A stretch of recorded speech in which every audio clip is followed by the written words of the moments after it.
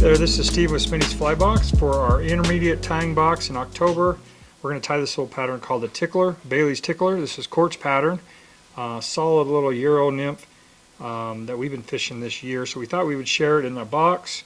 This is an Oriensin 5240 size 12, some Round Rocks beads, 4mm slotted copper. So it's a super heavy little fly, so it's great for an anchor fly if you like to Euro nymph as your bottom nymph, or as a dropper below a big chubby or something like that would work as well. So I'm just going to start my thread here, and the first thing we're going to do is just tie in the tail. So we'll take our thread back to our tie-in point directly, kind of the end of the hook shank. So for the tail, we're going to use these CDL fibers from a CDL feather. I've just clipped off a little clump there and tried to even up the tips as best I can. I want the tail to be about half the length of the hook shank or so, nothing super long, just a nice little tail out the back like that. And we'll just tie those in carefully and lay down the thread all the way up towards the bead. Now for the body, we're going to use this product called D-Rib, and this will create kind of that segmented body there. So I want to just tie that in along the side of the hook shank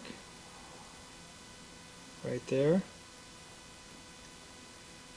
and just you can stretch it a little bit, and we'll just tie that down all the way back to our tail right there, and come right back there behind the bead.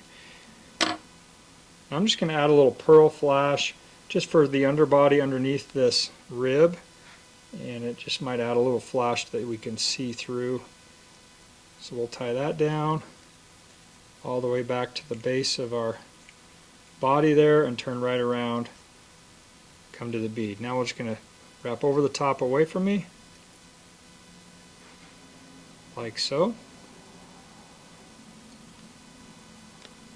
And we'll secure that in, hold it with my right hand, drop my thread over with the left hand, and we can clip off the excess. Now we'll take this rib here and just wrap that again over the top away from me, and just build that little small segmented body right there, and we'll come right there to the bead.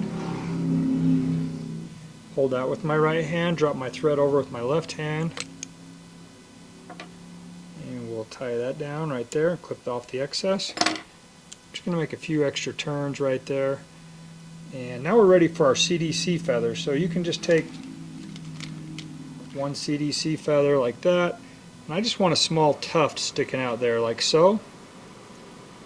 Not tying a dry fly or anything, it's just a little traction. If you need to, we can kind of pull that in. Just a small little tuft right there, that CDC. And we'll secure that in as well. Now right there at the collar, we'll add a little dubbing. I like to just put a little super glue on my thread right here, just to run some glue over those thread wraps behind that bead before I put the dubbing on. Now for the dubbing, I've got some hairline ice dub,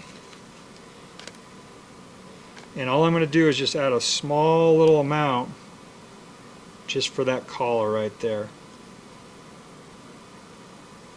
like so. A couple of turns, and now we can whip finish right there just behind the bead. A couple of whip finishes. Again, fill the need, add a little glue to your thread, and we'll let some of that soak down in there. One more small whip finish, and we're ready to go. So it's been a deadly little pattern, something a little different. That CDC, there's something about CDC that's natural and seems to entice fish. So there's the Bailey's Tickler.